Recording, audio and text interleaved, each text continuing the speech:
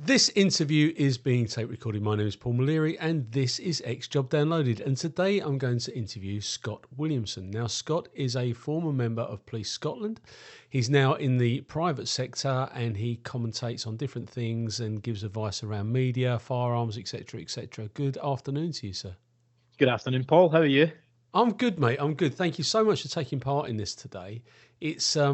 It's quite alien because we're not very good at talking about ourselves sometimes. So it's trying to get that out there and get you out there as a commodity. I mean, that sounds really terrible, doesn't it? But you know, we want to do well by you. So before we go any further, where did it all begin for you, and what was your inspiration to join Police Scotland?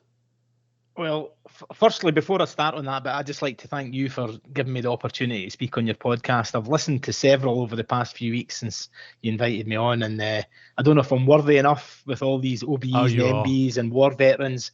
I sometimes think maybe I'm going to be a bit boring or not too important for this, but I'll give it my best shot, and I'll tell you everything that I think you need to know. Yeah, so, it's brilliant. Yeah, joined Central Scotland Police in 1995. It was the local force to where I stayed. I'd never wanted to be a police officer. I had always had visions of being a footballer or a travel agent, both of which I did accomplish in those early years. But the police was an avenue that created better opportunity for me, shall we say. My brother had been in the police service, or was in the police service at the time. He left under a bit of a cloud, and it just afforded me a better opportunity to bring up a family and progress my life, so to speak. Fantastic. So why Police Scotland, and why that particular, like Central Police? Central Scotland Police was, the headquarters was about 2 miles from where I lived. It was close. They were very selective, shall we say, on who they brought in. They were a small force, about 700 officers. They had a good reputation throughout Scotland as being a good force, but it was very hard to get in. So the application process, as we all knew back then, was home visits, interviews, assessment days, fitness tests, medicals.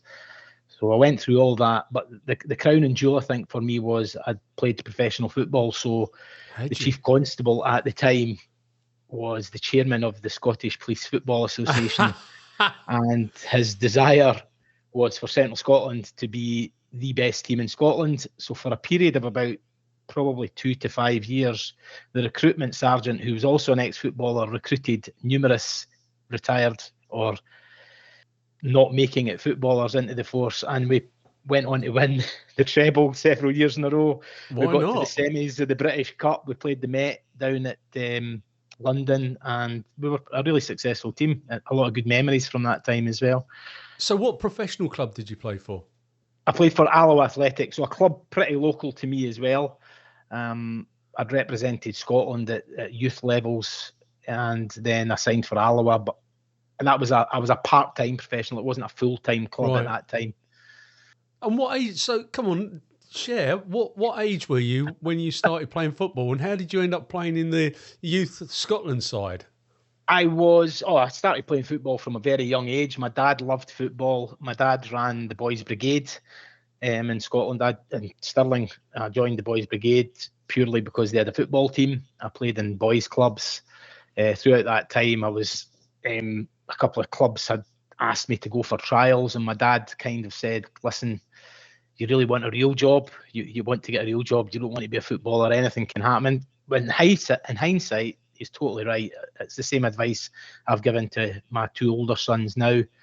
At the time, I was hacked off about it because that was what I wanted to do. It's most boys' dream to be a footballer. And then I signed with Alloa when I was 16.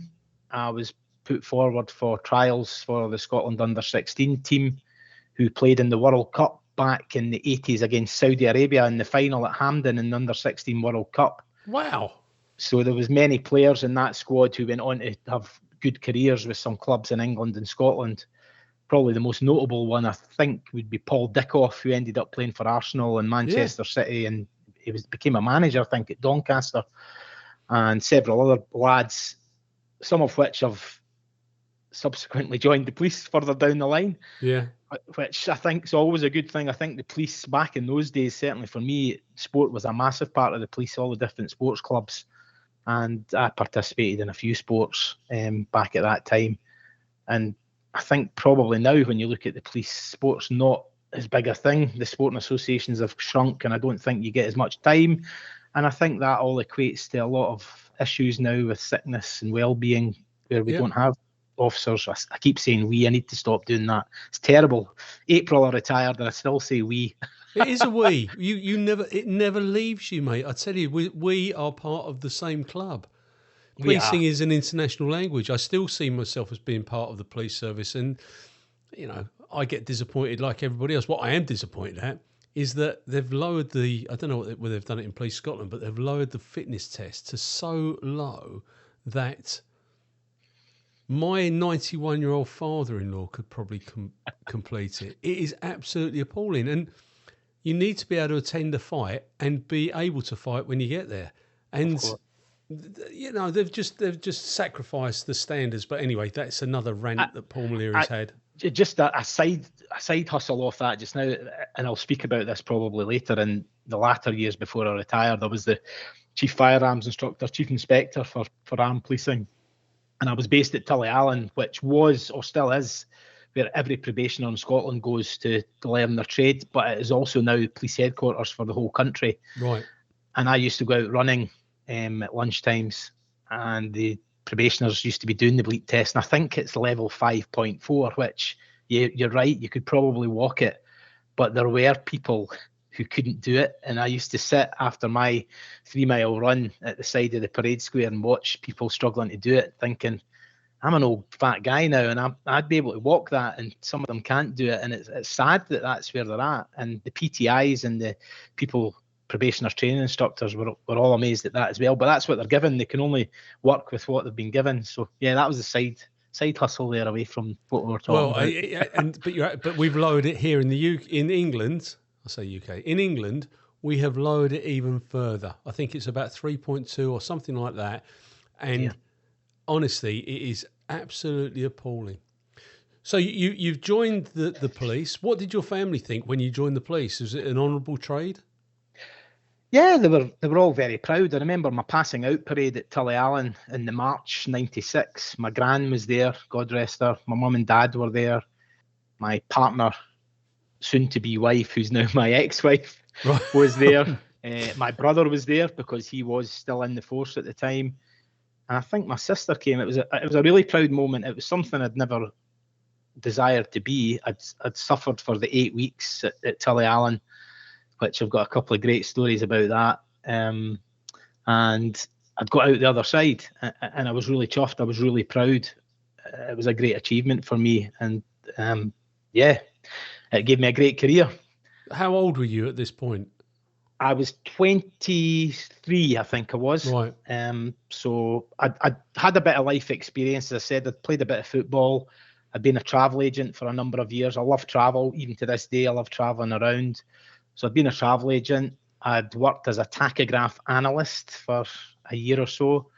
I'd worked in a factory on a production line for compact computers. I went back to travel, applied to the prison service, got rejected because I wore glasses. Thankfully, that was the best thing that ever happened. And then I joined the police. And interestingly enough, my very first day at Tullyallen, so I joined in December '95, and we had an induction in force, and I went to Tullyallen, and it was the 2nd or 3rd of January '96.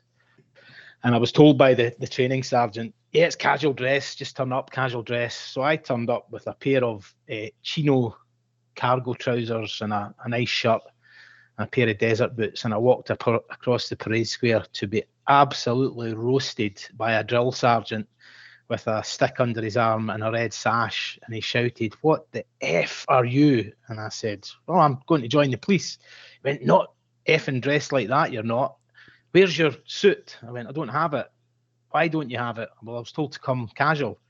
"And that's casual? You're a bloody disgrace. Get back to your car. Get your uniform on." So I then got changed in the car. The other 4 who joined at the force at the same time as me saw me getting the roasting, they all went back to their cars and put their uniforms on. And the 5 of us were standing with other 85 probationers in uniform, and they all had suits on, and we were destroyed that first day by the whole training team. It was like a military camp, and at that time they had dorms. There was 10 of us in a dorm. We went log runs in the forest. They would make us wade into the lake up there in the middle of January, breaking the ice to get us in up to our waists to search for missing children who may be submerged in water. They took us to, in the mornings, Rice Krispie Hill, named because everybody spewed after the breakfast. It was hard, but I tell you this, I really enjoyed it. I thrived in that environment. Having played football, it was great to be in a team of people all fighting for a common goal to get to the end. I was a real supportive type person, so I was encouraging everybody else around about me. It was a great laugh. The first night in the dorm, you're away from all the instructors, so you think you're safe, and I decided to hide inside the boy opposite me's cupboard. You all had individual bed. You had to box off the sheets.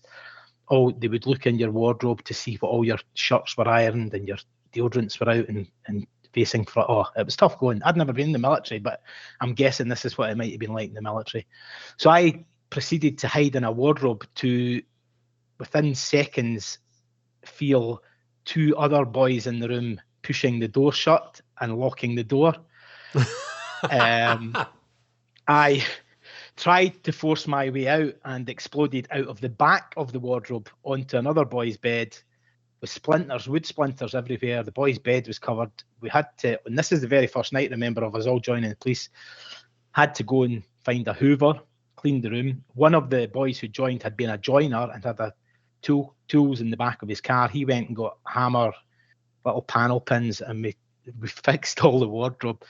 One of the guys that locked me in there went on to become an ACC, and is a fantastic guy, a great individual, a great leader. But back in those days, that was how it was. The camaraderie was fantastic, and yeah, it was amazing. I have really, really fond memories of going there. Do they still do residential training in Scotland? Because we don't in England. Yeah, they do. So you get the option now. I don't think you need to stay if you live close. So I was 6 miles away from the training college where I lived at the time with my wife. So I couldn't go home though. You had to stay there. You went up on either a Sunday night or a Monday morning, and that was you till Friday. You weren't allowed to leave the training facility, or if you did leave, you had to sign out and be back in. You had to be in bed by 10:30 at night. Lights out. They would come round and make sure the lights were out. Communal showers. There was a bar. You weren't allowed to fraternise with any staff. You weren't allowed to fraternise with officers who were out with their probation. It was as I say, on hindsight, it was fantastic. At the time, you were bloody petrified, but it instilled discipline. Character building. Yeah, character building, exactly, Paul. It instilled discipline. There's friendships that I made there that I've still got now, 29 years later. Great people and colleagues who you would have ran into battle happily with virtually every single person on that course, And that's what it was all about. I don't think it's like that now. In fact, I know it's not like that now. The trouble is, when you get to the end of your service, you look back with fondness. And of course, you know what, we've all had dark days in the police because sometimes the people that we were working with weren't the best. Sometimes the bosses that we were working with weren't the best, but it's still very fond in my heart. And I sound like my dad because I always say, it wasn't the job that he joined, not the job that I joined. I just like to think that they enjoy it as much as we did, but I'm not sure. I don't think, having recently retired only 6-7 months ago, and working very closely with all the probationers that were at the college, I'm saying closely, bumping into them every minute of every day because my office was there and I would walk around. I had a training team there and I would bump into probationers all the time. Young kids, 18, 19-year-old, and they now have to work till they're 60. And there was one young guy that was there and he bumped into me one day and he was, "Morning, sir, how are you?" I went, "I'm fine." I said, "Excuse me for being cheeky." I says, "How old are you?" He said, "Oh, I'm 18. I said, "Wow." I says, what have you done?" He said, "Oh, I've left school. I always wanted to be in the police." I went, "Well, I said, you've got another 42 years to go, and by that time, I'll either not be here or you'll be coming up to the old folks' home to take me out in a wooden box. Yeah. But best of luck and fair play to you for joining. And I saw him a few times during his course, and he was a lovely young guy. And I think back to that, and that was only maybe a year ago, and I think, wow, he's going to be there for as long as probably I'm on this earth, you know. I know, it's frightening, isn't it? When you first got posted, where did you go to? What town did you get sent to? Well, this is where my story is really pretty different to everybody else. So I returned to force, or we finished our probationer training early March, probably about the 8th of March.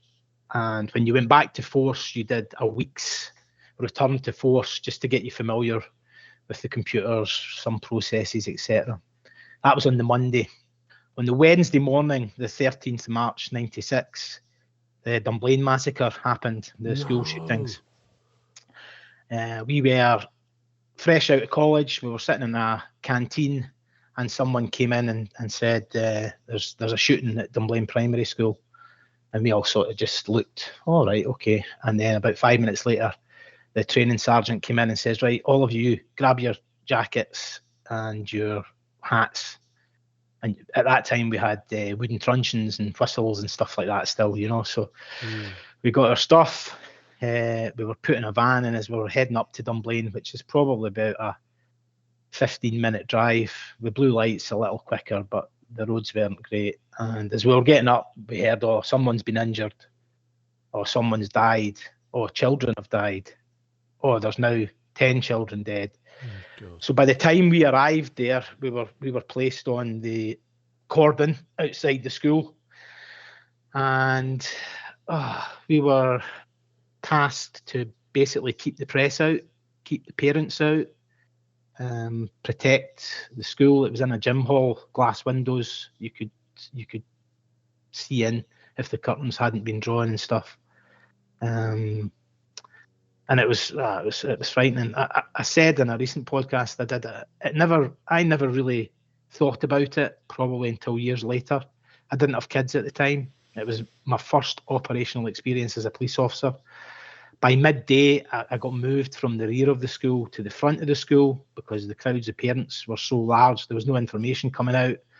We were a small force. We were probably, in fact, we were probably struggling with what was going on, the magnitude. And then within an hour or so, I was posted to the gym door with the log of who was entering and coming in and out. So yeah, it was an interesting first day. We started at 8 in the morning on a course. I didn't get home till I think it was 2 or 3 the following day. And then I was back out the following morning at 7 a.m. So I went home for 3 hours, 4 hours, got my head down. Didn't get much sleep, if I'm being brutally honest. I spoke to my partner at the time and told her what I'd seen. And the next morning I was out at the hospital, I think, guarding one of the other teachers who had been shot and injured as well. So it was a really tough first week, because the first week we were totally embroiled in Dunblane. No kidding. Yeah. Tough. I mean, I vividly remember excuse me. I vividly remember where I was on that day. I was in the CID office in Braintree when it all broke. Yeah. You know, we're how many ever 100 miles or several hundreds of miles away, but those things sit with you as you know, as a professional police officer. They sit with you, but for somebody who's attended the scene, that must have been absolutely horrendous. Because Andy Murray was a pupil there at that time as well, wasn't he? He was, yeah, and there was officers there that day. We all knew each other, and I learned to know other people over the course of the rest of my career from Central Scotland who were there that day. The officer who initially attended, bumped into him lots of times. Nobody ever spoke about it. We never spoke to anyone else that was there about it, what we seen, what we heard. I went on in later life to become the lead post-incident manager for Police Scotland, training and operationally. We didn't have a post-incident process. No. We were taken weeks later to a hotel in Grangemouth. They put us in a room. They rolled in a trolley with vodka, whiskey, cans of lager and Tennent's ale, and basically said, right, on you go. thresh it out, talk about what happened. And even then, nobody really spoke about it. They cracked open the drink and sat and started speaking about other stuff. It was like the rule was you never spoke about what happened there. You never told anybody what you saw. I still haven't told anybody what I saw. I haven't told anybody close to me what I saw. I don't like thinking about it. I can see it clearly as it happened. Yeah, no, I get that. Morning, you know. And I've got sons now, and I think when I had my first son in 1999, it probably then sank in just what those parents were going through, not knowing if their child was injured or dead, not knowing exactly what was happening. Oh God, makes me feel sick thinking about it. But yeah, no, it does. It's making me feel quite sad, if I'm perfectly honest with you, because I'm a granddad now, so yeah. I've got a different sort of perspective. And strangely enough, Paul, at that time, I had no desire to be involved in firearms.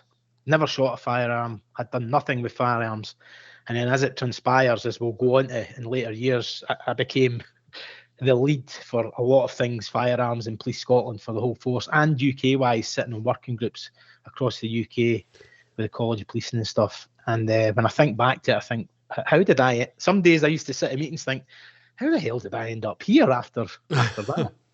but that one incident sculpted the rest of the firearms legislation, because from that point, firearms were outlawed. In real terms, they were outlawed as a direct result of that. We'd had Hungerford. Yep, that's right. And other bits and pieces, but Dunblane was the lowest point of gun ownership in this country. And, you know, there are responsible gun owners, and I've got friends who've got guns, and I've had guns, and, you know. But my American friends don't understand why police officers don't readily carry firearms. The reason they don't is because of Dunblane. Because if Dunblane hadn't taken place, and as terrible as it was, we would not have a society where there are virtually no firearms in this country. Yeah. If you look at the appeal, it was called the Snowdrop Appeal, and it was a guy called Mick North. His daughter, I think her name was Sophie, she'd been killed. And he ran with that with other parents at Dunblane, and they were the ones that got the legislation banning handguns and gun clubs and stuff. Quite rightly, what is the need to be? There's not or at that time there wasn't a massive culture of gun crime in the UK. There were instances of it, but it's not like America. And yeah, I've had interesting conversations with Americans about police carrying guns in the UK, but you only need to look at what goes on in America and realise that we actually, our armed cops in the UK are highly trained, highly skilled, great decision makers, and they do it as volunteers. They get no extra money for it. And the thought of every cop in Britain, and I've seen cops who can't shoot having guns, and I know from discussions with colleagues at PSNI, formerly the RUC, that there's people in the RUC who aren't great shots either, but they all carry a gun. So it's, you think about that bigger picture, and that's when it all, and you've got to have the knowledge around it, I suppose. The general public, in general terms, don't have the knowledge about it all, the backgrounds and the reasons why. But if every cop had a gun, it wouldn't be a good thing. It wouldn't be a good thing. And but the thing about it, as a police, and I never carried a gun, never ever carried a gun. But if there was an armed deployment, if you turned up at a job and somebody was holding a gun, you would know instantaneously that person was in the wrong. Yeah.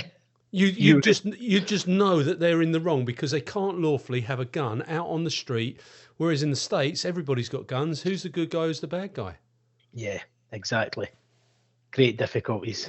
It's bonkers. So that was the first week, so to speak, and within that first week as well, I made, or just after that first week, I went on to my shift in the city, or it was a town then, Stirling, with my tutor cop, who was an ex-Royal Marine, and his words were to me in the car, sit there, shut up. If I tell you to get your notebook out, get it out, write it down, and if you've got any questions, ask, and if they're stupid, you'll get a clout round the ear. That was fine.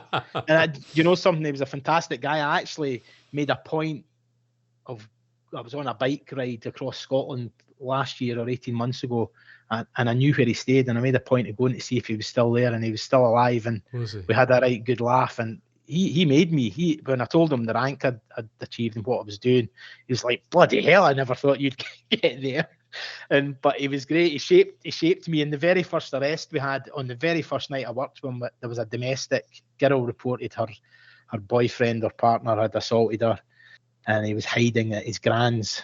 So we went down to the grand's house and knocked on the door, and Gran came to the door, and she said, no, he's not here, but she was nodding that he was there, and she was pointing to her room.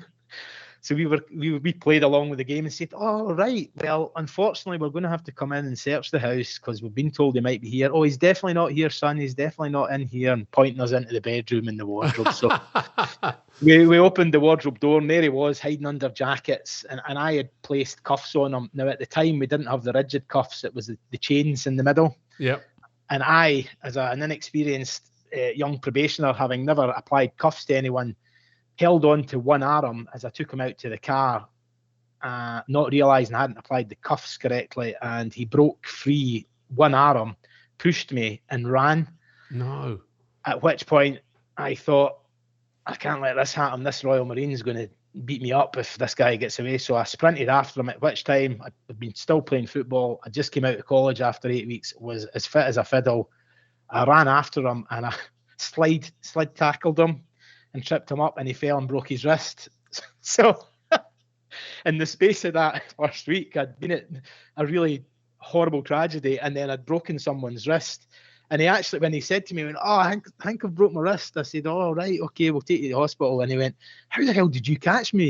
You're really fast. And it transpired in subsequent years that I got to know his brother. I ended up playing football with his brother, and I ended up bumping into him a few times when I was out in pubs and stuff. And he used to say, remember that night you ran after me and broke my wrist? Fantastic. So yeah, that was the first week was eventful. Yeah, it sounds it. And like I say, it's the detritus that you carry around after. It's 35 years later, or how long is it now? 96, so 28 years, yeah. 28 years, yes. Yeah, and it's that baggage, isn't it? It's how you deal and compartmentalise that baggage. Yeah. What point did you decide that you were going to go down the promotion route, though? Oh, a long time. I didn't apply for promotion I didn't put forward until 2008. So I'd been in the job 13 years. Right. And what spurred me on, I saw people around me, and with all due respect to them, and when you say with all due respect, it always means you don't give a shit, but... Yeah, I'm with you.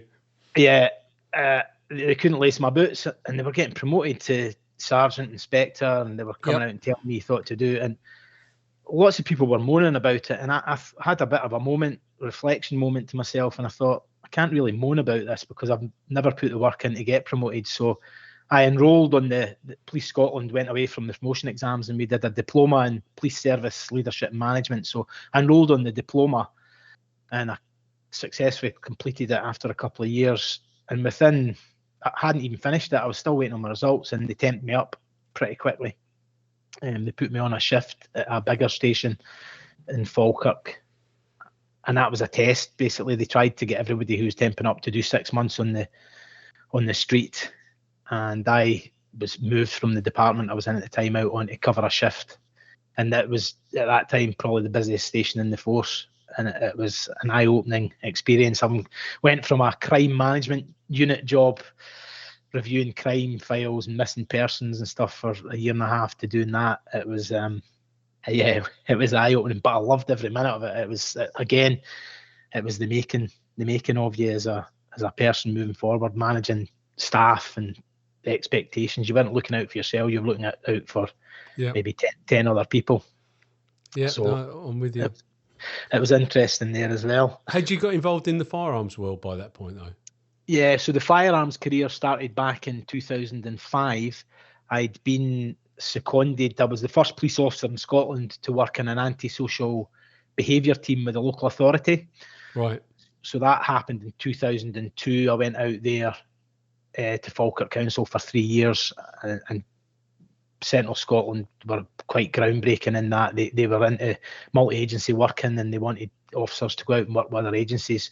That was the time when I actually realised that the police were excellent at what they'd done, organisation and everything else, and that although everybody used to slag them off, you went into a local authority and you thought, Jesus, this lot are even worse than the police. Yeah. And then as the career went on, working with lots of other agencies, I thought, my God, we are brilliant at what we do. So it was really surprising to go and work with them. So the firearm, when I left that multi-agency job, I went and did a firearms course. A colleague had said, look, go and do it. You'll probably quite enjoy it, and it's a good area of work to get in for the coming years, and it did transpire to be that. Certainly it was a career-changing time for me back then. Had you had any experience other than the obvious that we spoke about earlier, but had you had any experience of firearms? I'd also, in between that time, I'd been to Camp Zeist in the Netherlands, which was the Lockerbie trial. So I'd been out there 2000, 2001. I was a search advisor, search coordinator, so a Pol C, and I was responsible for the search facility, or searching of the facility for the trial of the two Libyans that were accused of the Lockerbie bombing. So that was the time when I was first sort of introduced to firearms. So there was firearms officers there, and I got to know them and I used to speak to them about it. Even at that time, speaking to them, I thought, nah, maybe not for me, but it sort of gave me that first hook of that might be something I might consider further down the line. So talk me through that, because I was going to raise Lockerbie, because obviously that's right on the doorstep as well, isn't it? Lockerbie from here, or from where I live, from Stirlingshire, it's probably about an hour and a half, an hour and 45 minutes drive away. It's southwest Scotland, near the border, not too far from the border. So yeah, it's a fair distance. But it was, again, I was out there for about a year.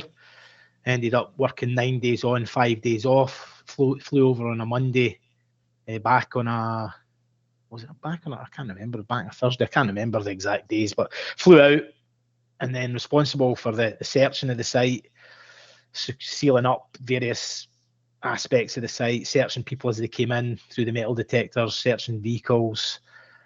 On occasion, asked to fill in and cover the court duty, sitting alongside or in the court with the accused at the time, watching them before they were convicted. Obviously, they were sort of, the police used to sit with them, I think it was, or after they were convicted, it was the prison staff. Can't remember how it worked, but yeah, sat with him and spoke to him quite a lot as well. Is it Al McGrath? Yeah, Abdul Basit Ali Al McGrath. He was the one that was there when I was there. The other one that was there was Lamin Al Khalifa, and he was found not guilty, or not proven, the famous Scottish verdict, and he was allowed away off to Libya, and McGrath took the hit for it. So who sits on? Because I'm amazed. I didn't realise for 1 second, bear in mind all the years I've had in the police service, that Police Scotland, or Central Police Scotland at that time, would have been covering the court duties in the Hague. It was the Hague, wasn't it? It was Camp Zeist, so it was just outside Utrecht, right, near a town called Amersfoort. It was an old Netherlands Dutch naval Air Force base that they used, and the actual bombing site was in Dumfries and Galloway Police Force, which was another small force. Right. And again, because of the magnitude, and well, it was the biggest mass murder Britain's ever seen. Yeah. They got mutual aid for the trial, so there was officers from all over Scotland were seconded out to Lockerbie. Generally specialist officers, firearms, search, and the controllers for the control room, and they were all seconded out there for periods of times. It used to be 3 month stints. I'm saying fell lucky. 9/11 happened when I was there, and the camp commander was really pleased with the way I'd conducted the search and seal, and asked if heightened security state would I like to stay on for more time. Obviously, getting mutual aid, I snapped his hand off. I had a young son as well, so it was all helping towards that. Yeah. And then the retrial started in January, I think it was, and he said, look, would you like to stay on again? And I got a phone call from the lady at Central Scotland saying, listen, this isn't really good for your health and well-being. And I said, sod that, I'm earning mega bucks, I'll stay there for as long as it takes. Spoke to my wife about it. She saw the benefits financially as well, getting new stuff, and said, I work there for as long as you want. So I ended up there for about a year and came home at the end of it. Again, great times out there, really serious, high profile, lots of media attention, every news channel, the American victims, the victims from around the world, the Dutch, the Libyans, the North Africans, British press. The press gantry was like a golf driving range. It was on 2 levels. There must have been about 20 booths. On the night shift, we used to go there with golf balls and drive off it to see how far we could hit balls across the camp. We had a Dutch guy, there was a Dutch company called VNV Security. I suppose they were like your Group 4 or something. They were additional security. And he used to volunteer to put on the dog bite suit and run from the Dutch dog handler and get pulled down by dogs during the night shift. He also one night volunteered to go on one of the search trolleys, the little trolleys that you can roll under the car and you lie on your back and you can check under the car. So he volunteered one night. He reckoned that the ARV, if we tied a rope to the ARV and tied a rope to the search trolley, and if he lay on it, it would be like a bobsleigh ride. So he put on a ballistic helmet, body armour and MOE gloves and lay flat head first on this trolley while the ARV pulled off at about 20, 30 mile an hour. And the rope got taut and he shot off into the distance to be found 5 minutes later down the road. And every night he would come away with some craziness and say, right, what are we going to do tonight? And we were like, look, this is going too far. He then removed one of the guy's cars and hid it somewhere else on the camp, and the Dutch police got a report of a stolen vehicle the next day. The guy was a one-man nutter, but he kept us all entertained because during the day when the public and the press were there, it was really serious and you were all doing stuff. But at night, the camp was in lockdown. Nobody moved. If there was somebody moving in the camp, it was an intruder, so nothing happened. But as you know, in the police, when boredom sets, that's when the craziness begins. So yeah, there was some good laughs and some crazy times there. But again, an experience within the first 6-7 years of my service where I'd been involved in 2 of the biggest policing incidents in British history. So yeah, quite an introduction. Were you there when he was found guilty? Yes. What was that like in the camp? When were you in the court or were you in the confines of the camp?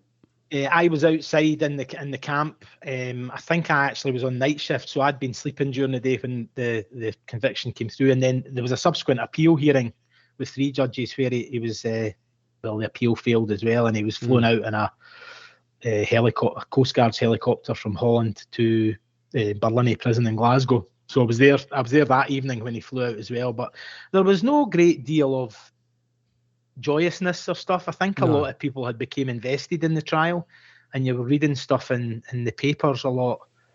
We used to get all the different papers for the interpreters every day, Swedish, French. I actually had done higher French at school and started reading Le Monde every day because I could kind of get what was getting said in it. So I became quite invested in it. Actually, there was an author there who wrote a book called Cover Up of Convenience, and I had read the book about it as well, and it was pretty clear in my mind that it had an involvement, but it wasn't. It was a massively complicated plot, and one person couldn't alone have done that, No. And it subsequently, I suppose, it all leaked out with the Libyan government and stuff like that. And there's a guy over in America now from Libya who's going to stand trial. I think he was potentially the bomb maker or the expert bomb guy. He's out in America just now, so it's still rumbling on. I used to one of the most solemn parts was on a Sunday. I had to go around and check the seals, and I was responsible for the luggage room. So every person on that flight's case was in this room at Camp Zeist. So every Sunday I used to have to go in there and make sure everything was in order. And the debris site, and this is amazing, is the flight blew up over Lockerbie, so many thousand feet. The debris site stressed from the west coast of Scotland over to Northumbria in the northeast of England. It was a massive spread of debris. and the cases and luggage and bodies were found across a large swathe of the north of England, south of Scotland. And there was a map on the wall that documented every piece of evidence and every body and every piece of luggage. I used to stand and stare at it for half an hour, taking it all in and looking at the cases. It was very eerie, and there was the pilots' jackets and hats were there, because obviously they hadn't been wearing them. They were hanging up on hangers. And at the end of it all, there was a superintendent, I think it was, from Dumfries and Galloway, returned every piece of luggage personally to the victims' families. Wow. That was an undertaking that he did, and they were returned over in, well, predominantly the States. So when I think back to that as well, I think, wow, there was 270 odd victims, I think, on the flight, and then there was the victims on the ground in Lockerbie. So that, again, for that person involved in that inquiry and that level of involvement with the victims' families, it must have been quite arduous for him as well. Yeah, and again, I remember where I was that night as well when it all came on the news. It's just terrible, terrible things that happen. But you see, working in a small force, has its benefits, doesn't it? Because actually, you probably wouldn't, if you'd have been in another force, you wouldn't have had those opportunities. Exactly. There was officers. Strathclyde were the biggest force in Scotland at the time, so they did have officers at Zeist, but it was difficult to get on that team. I was lucky. I was a searcher, and my line manager at the time, my sergeant, was a searcher as well. Right. And he said to me, he says, if you get the opportunity to go, would you do it? And I said, of course I would. He said, oh, you've got my full back. And the inspector had been moved to a smaller station at that time, and you were moved there because they trusted you to get on with the job with minimal supervision. So I was working away pretty well. I became a community constable.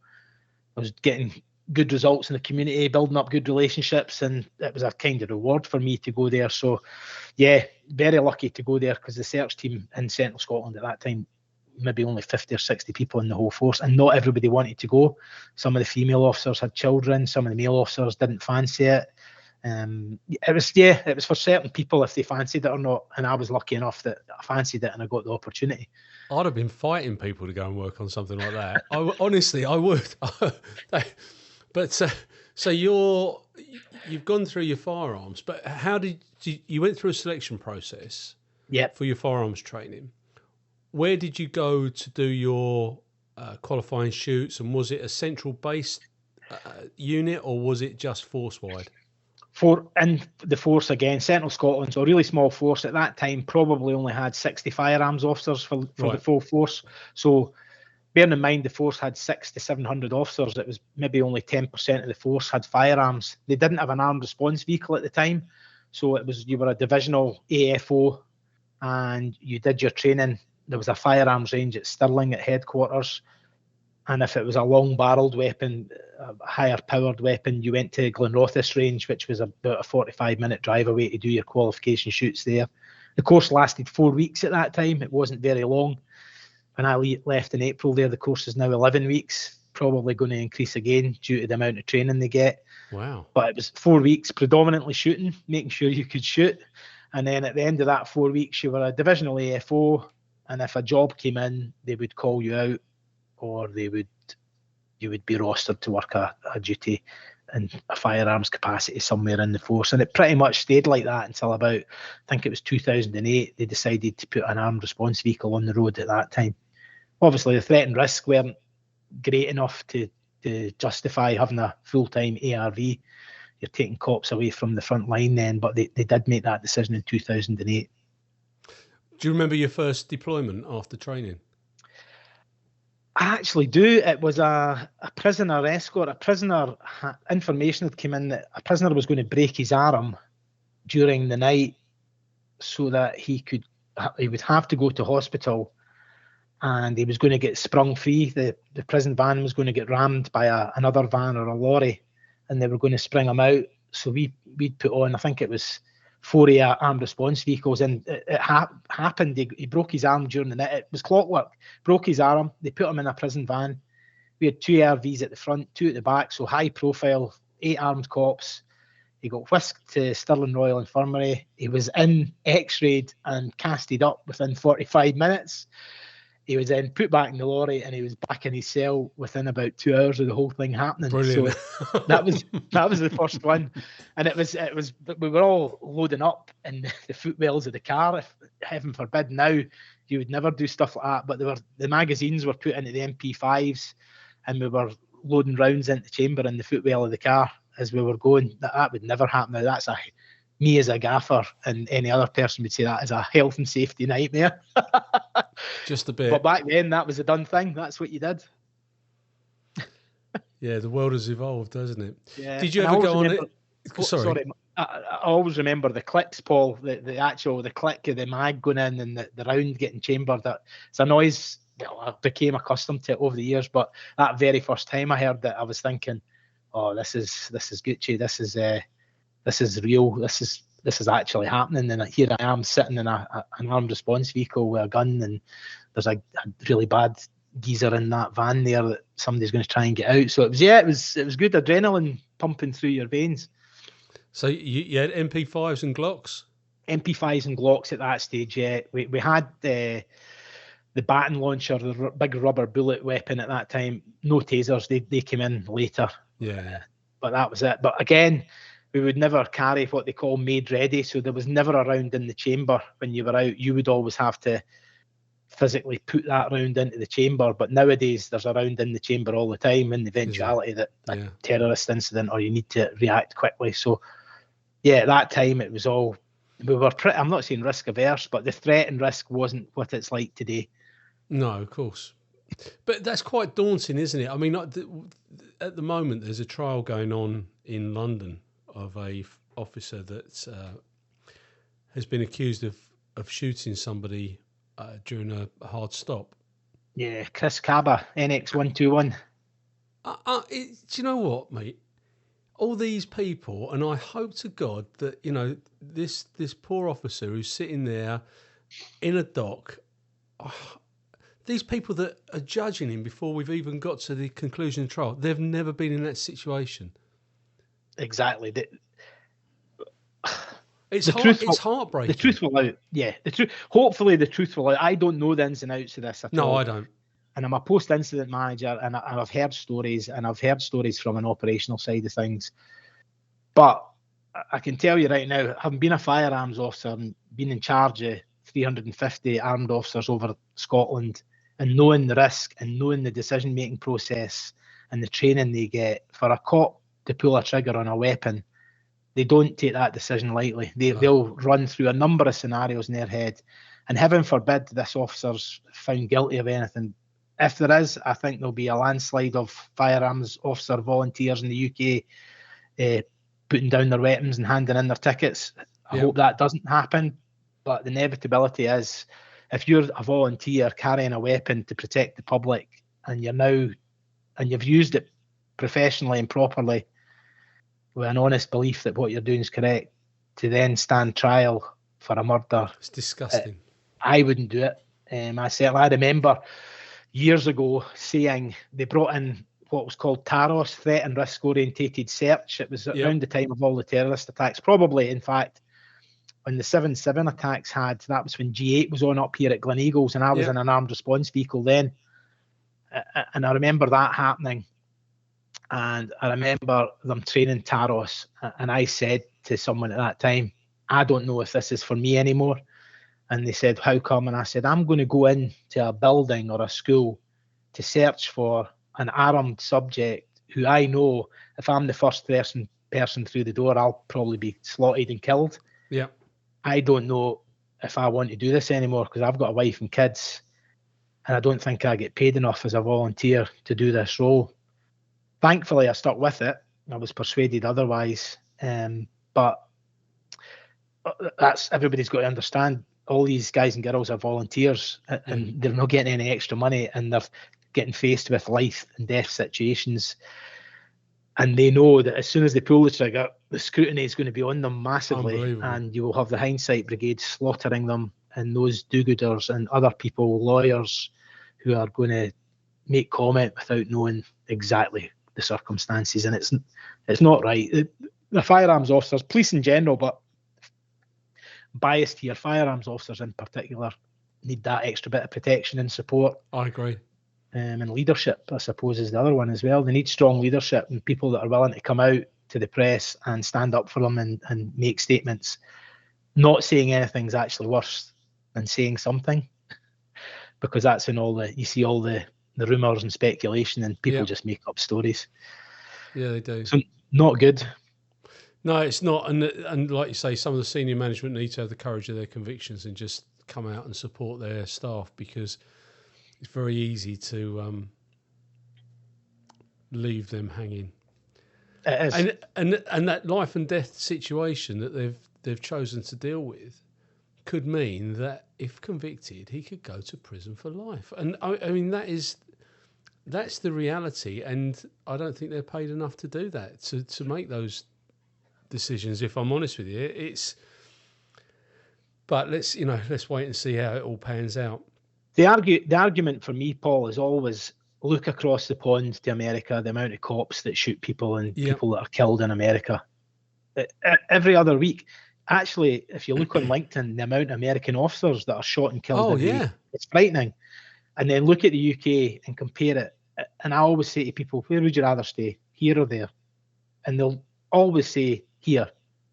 Well, why are you moaning? Support and back the police up. They're not running about with guns shooting everybody or making wrong decisions. It generally doesn't happen.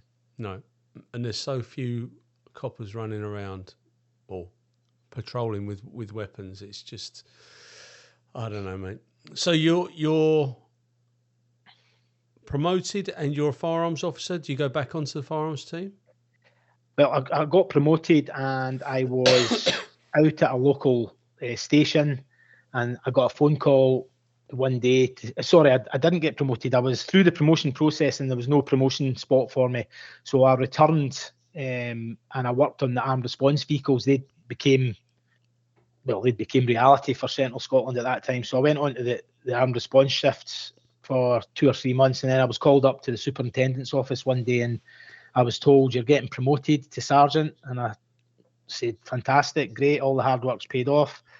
Where am I going? And they said, you're going to become the chief firearms instructor. I burst out laughing because I said, right, I've never really worked there. I'm not a tactical advisor. I'm not an operational commander. I'm not an instructor. I didn't have any of the qualifications. And he said, that's fine. You're going to get them in the next year. We're going to pay for you to go in every single course. Wow. But we want you to become the CFI for Central Scotland. It was a bit awkward for me because at the time, my best friend was temping up in the role as the CFI. So I had to go over and tell the team and him that I was going to be their new boss as of a couple of weeks. And our relationship quickly went south after that and never really spoke to me after that. And it was a difficult situation. I learned a lot in that 6 months that I managed him, or I didn't manage him. I didn't manage him at all. It was really poor supervision by me, because I was trying not to upset our relationship, keep him sweet, because I knew he was disappointed. But also I had a team of people who saw that I wasn't managing him the way I should have been. And it became a bit of a shit show, for want of a better expression. And it was really poor by me until one day I exploded. I'm not known for losing my temper, but I lost it one day with the whole lot of them. He was there, and very quickly thereafter, we had him moved out of the department, and I became a far better manager for that experience and subsequent experiences, which I'll go on to talk about later, I'm sure. But that taught me a lot about managing people. And it was a good lesson. It wasn't good at the time. It was pretty stressful, but certainly after it, in hindsight now, when I look at it, I think, well, that made me a better manager as I progressed up the ranks. But you do change when you get promoted, and I know people might have a dim view of this, but you do change and you have to adapt to the role that you've undertaken. And that sometimes means you've got to make decisions that are unpopular, and you've got to deal with people without fear or favour.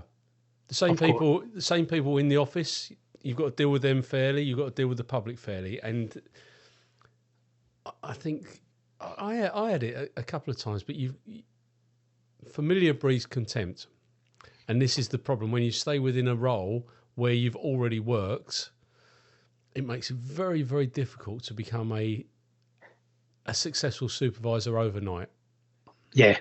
I didn't have any respect from the colleagues in that department at the time, because they had all been firearms officers for longer than I and worked in that department for longer than I. Here was me shipping up 2 weeks later as the sergeant in charge of guys at the time who had far more experience than I did. I had no respect from them. I had to earn that respect. I didn't earn it for the first several months. They were decent. The vast majority of them were decent guys, and I think they could see the predicament I was in, but I didn't help myself, and I certainly learned a load from that. And my advice to any supervisor was, just as you've said, you become a supervisor, you're there to manage people and situations. Do it and try not to let friendships get in the road. And subsequently, as I say, over time, I became, well, in my view, some may disagree, but in my view, I became a better boss for it. Yeah, no, I understand what you're saying, mate. It is hard. So how long did you carry that role out? Well, I did that until 2013, when Police Scotland, the amalgamation happened of the forces into the one national force.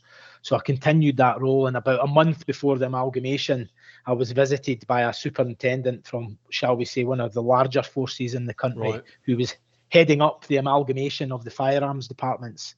And within half an hour of meeting him, I thought, I ain't working for you, mate. He was the word I would use was banger. Yeah. Some crazy ideas, some crazy management skills, just frightened me. Central Scotland, from the College of Policing, when we had our firearms licence, had a great reputation. We did things right. We were at a level of performance and training that was pretty high. These bigger forces level wasn't as high as ours, and somewhere we were going to have to meet in the middle. So they were going to have to improve. We were going to have to probably cut back a bit. It wasn't for me. So because I'd done a good job and had a good relationship with the supervisors, I spoke to my superintendent, and I was taken in with the assistant chief at the time, and he said, okay, you've done a great job for us. Where would you like to go? And I said, I'd like to go back out on response on the shift. I want to regain my credibility with response officers. I've been away for the last 2 and a bit years. I don't want to go out and sit in an office. I want to go back out in the front line and manage a shift and get credibility again. So he had me shipped out within a week to a shift back in Falkirk, where I'd started, or Larbert, which is a small outstation, and I had a shift again. And again, a great decision. Had a team, built a team, found very quickly, and from my experience in firearms, I found very quickly I had a team of experienced cops who were old sweats that thought they knew everything and didn't go to certain calls, to a team of young probationers who worked with them, who were really keen but were being held back by the lazy sods. So there was a very quick review of all of them, what they did, what their experience was, and a changing of partnerships, shall we say, on that shift, where the young experienced, or the young eager ones, were paired up with the old lazy ones to motivate the old lazy ones to get to work. The ones who were keen on traffic got paired up with the CID ones to encourage them to do more traffic work, and the ones who weren't great at interviewing got paired up with CID guys and girls who were good at interviewing, and it brought them on. So I totally mixed the shift up, and I had a great team. They would have bent anything for me. They did everything I asked. There was a great camaraderie, a great, what word would I use, cohesion. Everybody was going the same direction. You can't give people much in the police, i.e. reward, but on the night shifts at 3-4 in the morning, I maybe used to say to a couple of them, right, go home early, and they'd be like, what? And I'd say, yep, I don't finish till 7. Well, you're finishing tonight at 3. Why? Because I say so, and I've got the gift to let you go. So go home, get your head down. And the amount of credit I got back for that, and the work ethic from everybody, was just brilliant. And it's funny, years later, I bumped into a couple of them. One of the old guys who'd retired, and he went, do you know, I hated you at that time. He says, you were an utter B. And I thought, who's he to come in here and do this? He says, but see now, he says, it was probably the best year of my life working with that young cop. He says, because I learnt loads. I was reinvigorated. I was going out actually actively looking for stuff. He said, and it was just brilliant. And the young cop who I'd paired him up with went on to get promoted, and he's got a career now in an avenue of policing that he probably would never had he not worked with the old experienced CID guys. So that was one of my fortes, I think, was building teams, getting them to get together, all work towards the same idea and having fun. And I was very empathetic. I was very aware of their own personal needs. If somebody's wife had a kid, Christmas, who's working on Christmas Day? And I used to say, right, if you've got kids, you're getting Christmas Day off. Yeah. Spend it with your family. And if you're a single person, you're off on New Year's Day because you'll have a hangover on Hogmanay. And just simple things that made everybody far happier. And as you know, if you've got a happy bunch of people, 95% of your problems are your staff. So if you've got happy staff, then you reduce your problems. So yeah, we did a lot of good stuff there, and I stayed there for 18 months. And then I was asked to go back for the Commonwealth Games were in Glasgow in 2014. Yep. So I'd maintained my firearms tickets, and I was asked to go and work as an operational firearms commander for the main opening ceremony and the Athletes' Village. So I had a team of about 14 armed cops on foot and in vehicles for about 6 weeks at the Commonwealth Games. A great story there. Stephen House was the chief constable at the time. Was known for going out on his motorbike with his leathers on, his police motorbike. And we were opening ceremony was on. I was in the ARV. We were sitting, and here's this. I don't even know if it was a marked motorbike this time. I think it was maybe unmarked. But here's this small character in leathers riding about in the inner corner of a motorbike, and I'm like, who the hell's this geezer? And he parked the bike about 50 yards up the road, got off, started walking towards us, taking the gloves off, and I'm going off on one in the car saying, who's this guy think he is? And the chap next to me is not able to get a word in because I'm having a big rant. And then he comes up and starts asking questions, and it wasn't until about 30 seconds into him asking questions that I realised who he was. And it was the chief constable. But hey ho, that was his gift to ride about and do whatever the hell he wanted. Yeah, and he did.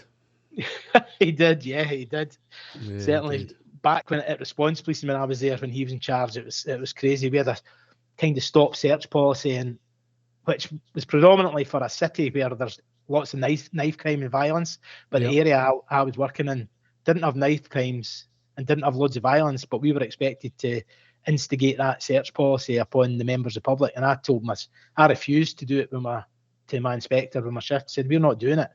Why not? I says, because there's nothing to say this is happening here. There's no intelligence, and what authority have we got to start searching people and do stuff like that? It's not on. It's not going to happen. So, yeah, it was interesting times when he was there. And then shortly thereafter, Paul, I was asked back into firearms full time, 2014. And did you got promoted again whilst you were there? Yeah, so I went back in 2014, and then I was temporarily promoted in 2016 to inspector, senior training manager for the east of Scotland, which then extended to include the north. And it was that time that probably I was temping up for about 3 years, which at that time was quite common in Police Scotland. But if you've temped up, or if anybody's temped up before, you'll know the pressure you put yourself under to perform. But to perform for 3 years in a high-risk environment such as firearms and firearms training is quite stressful. And I had a bit of I had a major meltdown, a breakdown.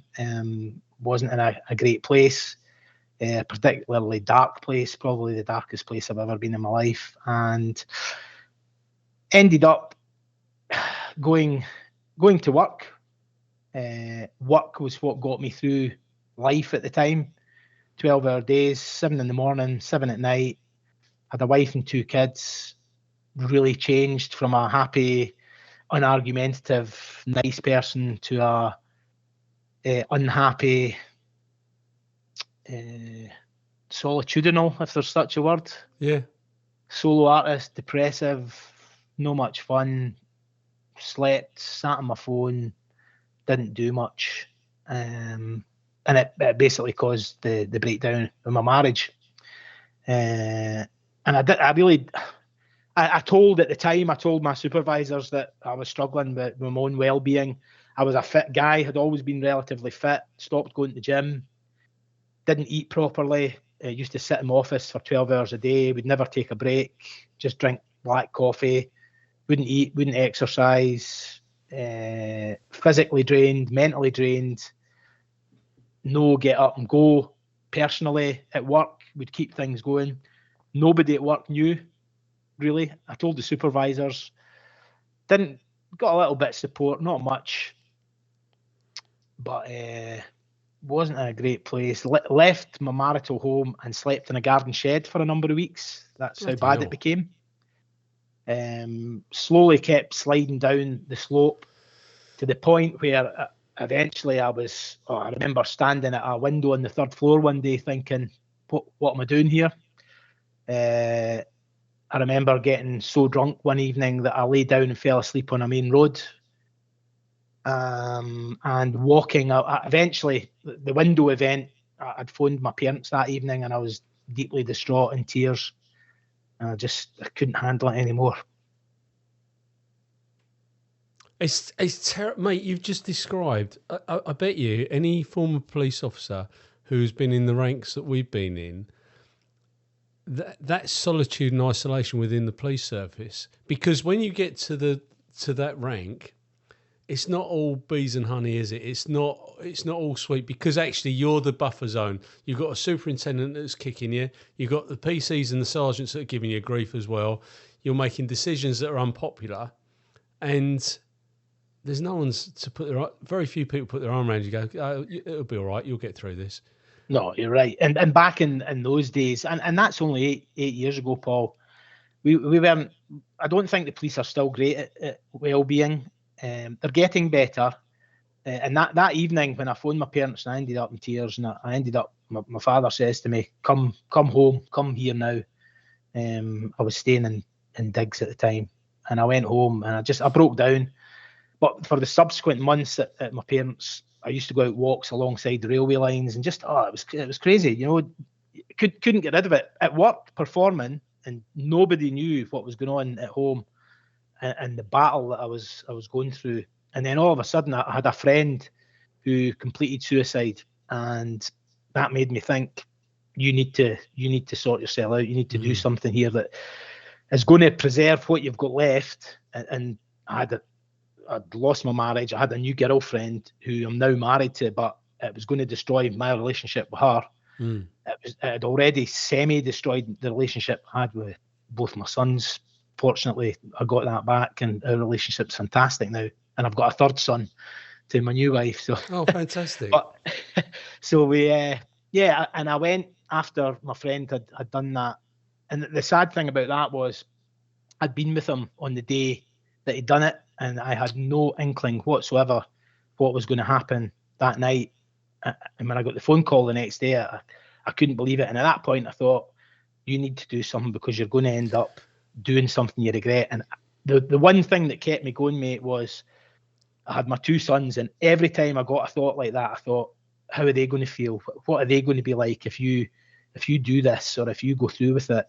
There'll be people upset, but imagine leaving it. And that's what got me there. And eventually, I was in the PFOA, the Police Firearms Officers Association at the time, who unbelievable support from them, and they put me in touch with a counsellor who I saw for a year. And that woman, she saved me, if you like. She helped me get over it, and got me into a far better place where I could put normality, and instead of being focused on work, I knew that I had to focus on my own life and get that work-life balance correct.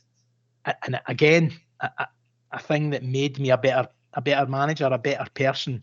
And I'd always been, as I said earlier, I'd always been empathetic and understanding, but I knew through that I could be better, and that I had to do more for my staff. And at that time, I had about 70 staff, I think I had, all with a variety of issues, all carrying guns. So working in environments where if anything goes wrong, and Police Scotland had a firearms cop complete suicide in one of the armories. So I thought, I need to do more here to help staff. I would like to think the vast majority of people that I managed would say, yeah, he was a great supporter, a great boss, and he was fully supportive. There will be others who had to make tough decisions with it will say I wasn't, but that is I then realised that is the nature of life, being a gaffer and being the boss, is that you make tough decisions. As long as you can justify it, fine. But the people that need an arm around them are the ones that you need to look out for, and that's my big complaint about policing now is the police service in the UK focus on all this EDI, political correctness, getting things right. The biggest thing they need to get right is the well-being of their officers, because as you know, and everyone else knows, if there's no police service, we have carnage.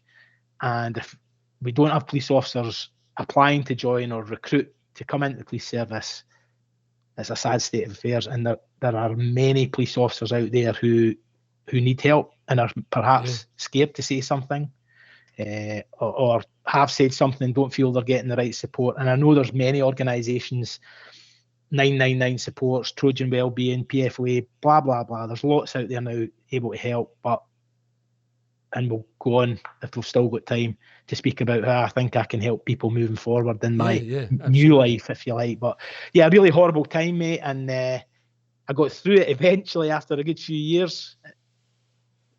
Was your friend in the job, the one that took his life? No, he wasn't, and he kind of knew a lot of what I was going through, and I knew a lot he was going through, but I never in a million years thought that he would have done what he done, and he probably thought exactly the same about me. And I had another friend, and I've still got this friend who I'm very close with, who stays down in the north of England, and he was going through some pretty traumatic well-being issues. And he was the only person, family included, partners, wives, girlfriends included, he was the only person that knew exactly what I was going through. And through our times, we would phone each other constantly, and we would talk about our days, talk about what had been going on.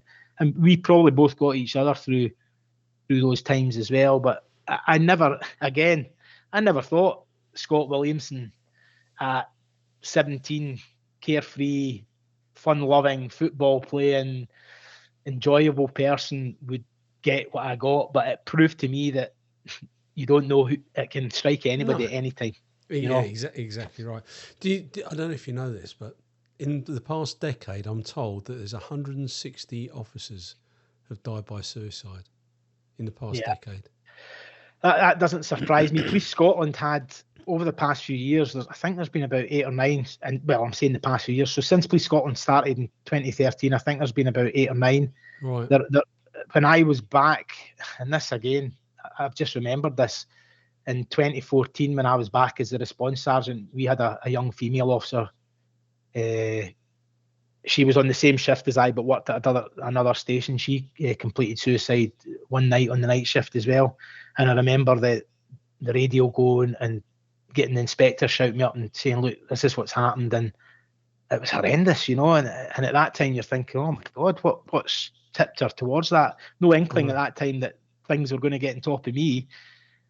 But it just showed, it doesn't matter what age you are, or and again, probably, and I don't know if you'll agree, Paul, but if you look at recruitment now, there's a lot of young kids coming into the job, maybe straight from university, straight from school, no life experience. I've seen policing programs on the telly and think, "Oh, that looks easy," or "This, it's not. It's a tough gig." I see it all the time, mate. Mentally, physically, it demands everything from you, and if you're not prepared or got the stomach for it, it's going to be a hard 30, 40 years, you know. It's a more than just a job. I watch in horror when I see social media feeds around. I've been in the police 2 years, and I don't think it's for me. These are all anonymous, by the way. So I watch them, and I don't know who's saying this. I've been told I've got to work Christmas Day. Is that right? You know, don't ask your Facebook friend.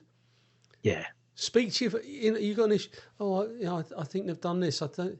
Speak to. There's people within the organisations that can deal with it, but there's so many lily-livered people that I don't know where it's going, mate. But one thing I will say is that there's this big issue around the thin blue line. Okay, and I support the thin blue line. I'm a massive advocate for it. I know what it means. But part of me actually agrees with the decision, and I hate to say it, that Mark Rowley's made. because get out that blue lamp. When I joined, you were only allowed to wear a poppy or the police memorial badge. There was nothing else. And now they're adorned with everything, and whether that's something that's to do with an equality or diversity issue or a political state. But actually, it's right that they don't wear these things, as much as it hurts me to say, because I believe in the thin blue line, but it makes sense because that way there is impartiality. Nobody can ever accuse you of being any part of a political party or anything other than, because actually inside and by wearing that uniform, you have already assigned yourself to the fact that you support that thin blue line, because if you get hurt in Scotland, I feel it in Essex. It's as simple as that. Yeah, I don't need to wear. 100% a badge. Yeah, 100% agree with everything you've said. It's hard, and I don't want to knock the stuffing out the youngsters that wear these things with absolute pride, and I'm proud of them for doing it. But actually, I can understand the rationale behind it.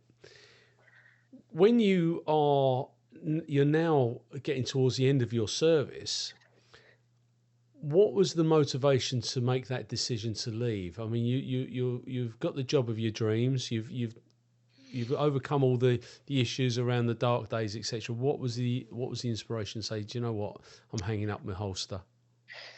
Pure and simple, the government pension decision in Scotland, whereby you could retire at 25 years service if you were over the age of 50. Right.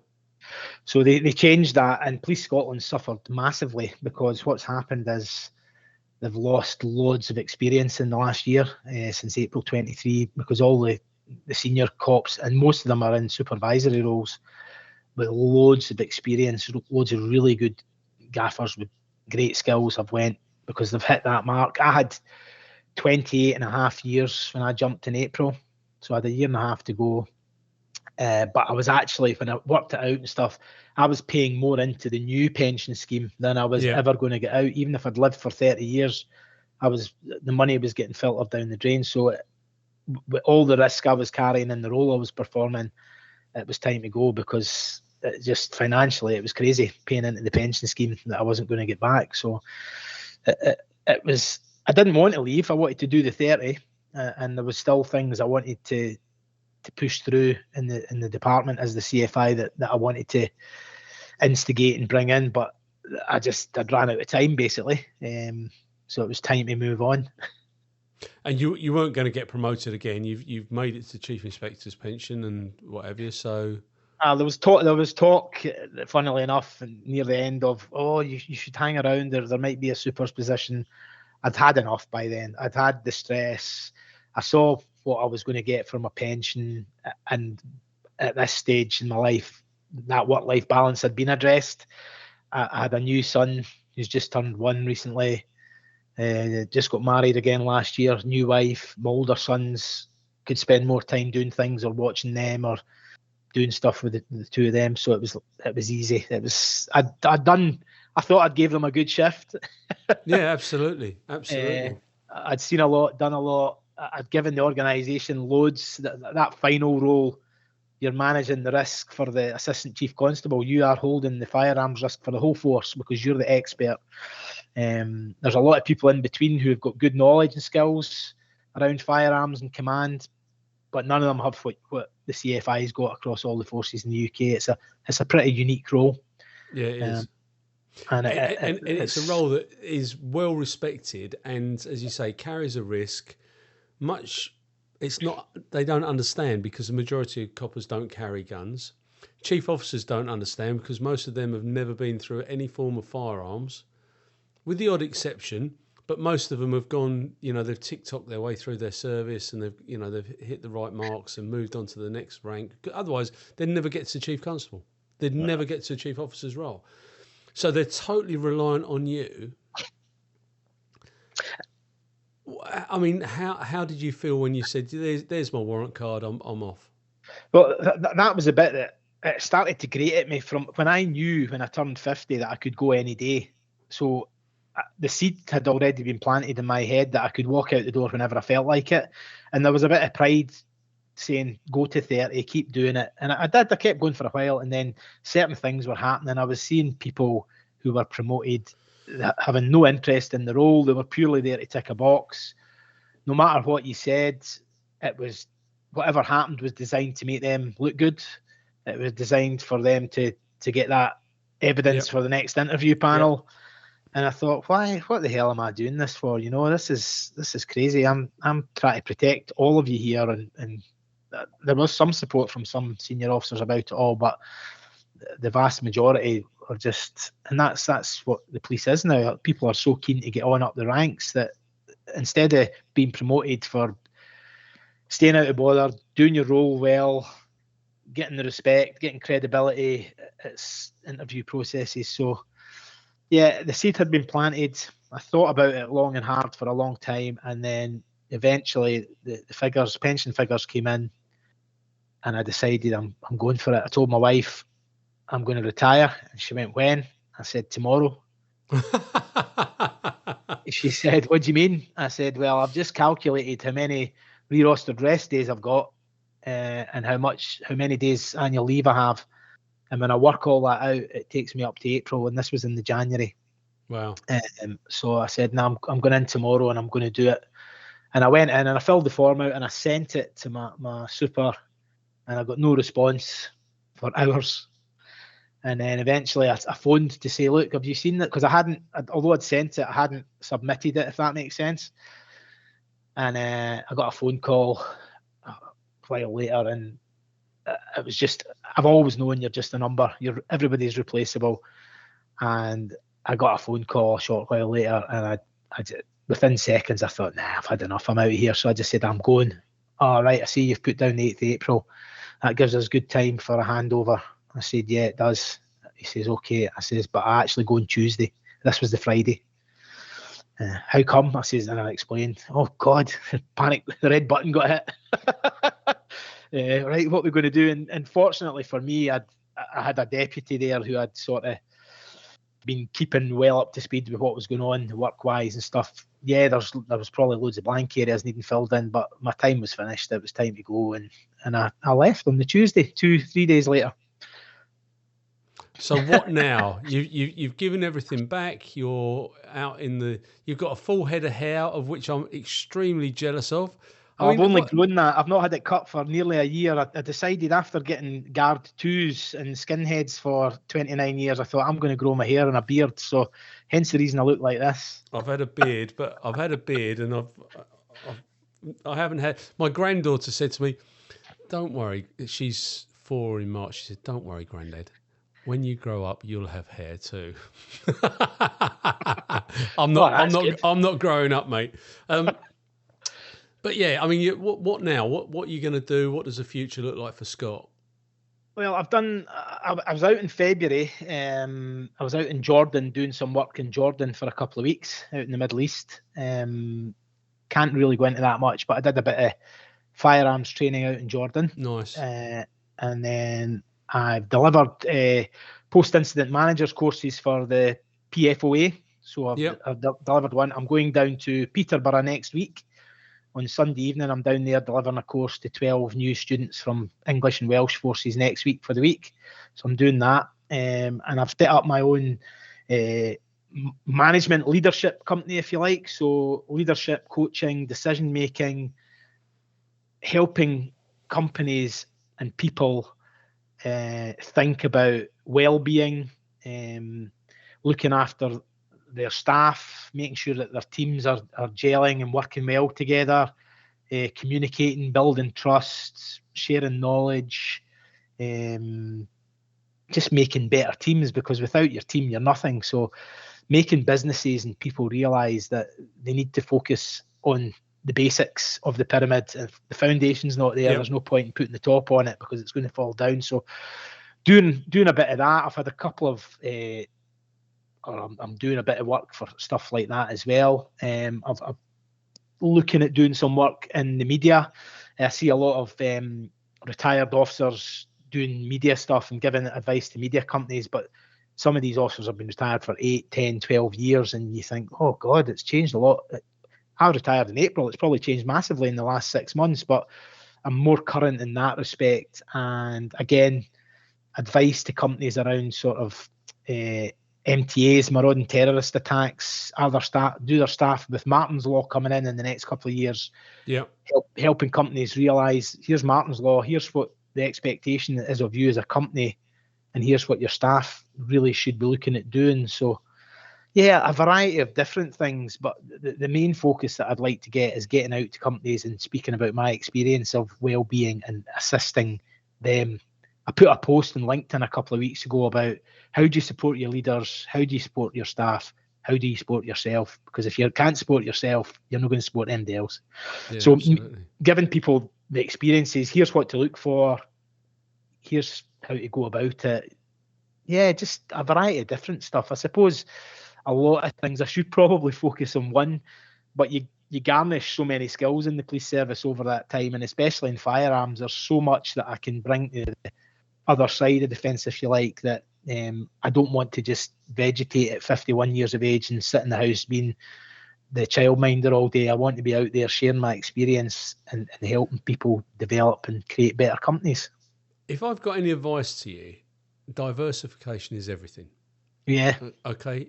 If you have one strand of earning and that one strand goes by the by, guess what? You've got no money in the pocket. If you've got 10 and one goes by the by, you've still got 90% of your things that you can earn from. So you're absolutely right. And self-employment, I love it. It doesn't suit everybody, but I actually enjoy that cut and thrust. I can work if I want to go and play golf, I go and play golf. I just have to come home afterwards and work. That's the difference. But I can please myself pretty much. You know, if I want to go to the gym, I'm one of those old boys that do the media stuff. I'm doing a filming next week, although I commentate on murders, and so I've had to lose a load of weight because I had quite a number, even more chins than I've got now. But it's great, mate. And if I can help you, then I will. What I will say is, if you've got your business and you just have a look at my services site and just put your business on there. It's free of charge point of entry. So it's www.exjobservices.com. Okay. So ex-jobservices.com. And if you've got images that you need reducing in size or whatever, and it's free at point of entry. All right, there is a paid side, but if you just want to get your name on there, and that is a central repository for nice people. Everybody's got a police or military background. It's checker trader without a load of criminals. It's true. Great. It's true. Great. And that's what we do. But before I conclude this interview, and I'm going to give you the opportunity to add, alter, or correct anything that you've said today in today's interview and statement. I don't think there is, Paul. I think I've given you a sort of whistle-stop tour of my career and issues that I faced laterally and where I'm going in the future. And as I say, I've listened to many of the podcasts, and I was listening to one, I think it was yesterday, Jan, the artist from the Met, which I found really interesting as well. But yeah, my advice to anybody who's retiring, there is a point when you retire that you realise that you're bored and you need to actually do something, and it's hard to forget about the job for a few months because you constantly think about it. And you've been part of the gang for a long time, and then to be totally extricated from that gang and have little or no contact, and everything that you worked for to be getting taken over by somebody else to keep going on. But the realization is you're just a number, you're just a person, and there will always be somebody to fill your boots. So make haste, do what you're going to do, enjoy life, and take it from there, really. Absolutely, mate. Well, and thank you so much for your time. Please keep in touch. You've got my details. If I can help you in any way, I will. If you're down this neck of the woods, I offer it to everybody. I will stand you a beer somewhere in some dodgy bar in East London or wherever you want to go. Okay.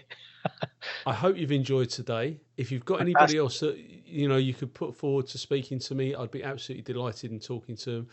I'm grateful for your candor because it's very difficult to talk about what's happening in your heart and your head. Okay, so thank you very much.